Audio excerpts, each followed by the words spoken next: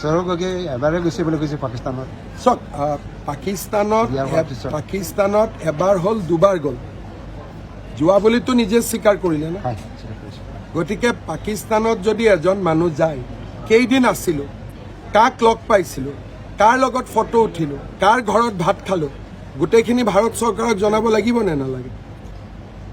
মই যদি আজি 10 দিন পাকিস্তান যাওঁ, কিজানি পাকিস্তানত মই কি কামত গ'লোঁ, কোনে মোক ৰিচিভ কৰিলে, কাৰ লগত থাকিলোঁ।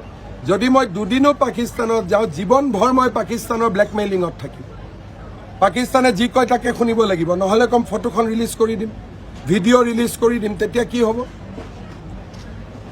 আজি মই পাকিস্তান গ'লোঁ 3 দিন, কাকো কোৱা নাই হোৱা নাই, মই আহিলোঁ, তাত মোৰ ফটো নাথাকিব, তেওঁলোকে মোৰ ভিডিঅ' নাৰাখিব। মই কাৰ লগত বহিলোঁ, আৰ্মিৰ লগত বহিলোঁ, ISI লগত বহিলোঁ, কাৰ লগত বহিলোঁ, তাৰপিছত কি ক'ব যে তুমি অসমৰ মুখ্যমন্ত্ৰী বা প্ৰধানমন্ত্ৰী বা আমি যি ক'ম তাৰ মতে তুমি চলি থাকিব লাগিব। সেইটোতো আৰু ডেঞ্জাৰাছ। তেতিয়া টুইটাৰ আছিল নে নাই, ফেচবুক আছিল নে নাই, আমি পাকিস্তানত ক'ত গৈছোঁ ফটো দিছিলোঁ নেকি, টুইটাৰত ফেচবুকত দিছিলোঁ নেকি? গতিকে 80টা মানুহৰ আগত প্ৰতিদিনত ক'লে ঝামেলাটো মৰি নাযাব। 3.5 কোটি মানুহৰ আগত ক'ব লাগিব না যে মই কাৰ ঘৰত ভাত খালোঁ, কেইদিন আছিলোঁ। আৰু বিয়া হোৱাৰ লগত পাকিস্তান যোৱাৰ কি সম্পৰ্ক?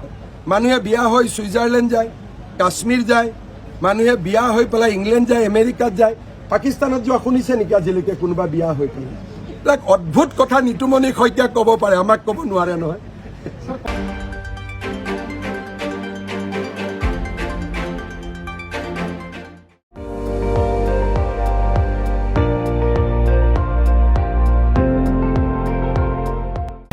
আপুনি চাই আছে ND24, সৰ্বশ্ৰেষ্ঠ নহয় সৰ্বোত্তমৰ দৌৰা।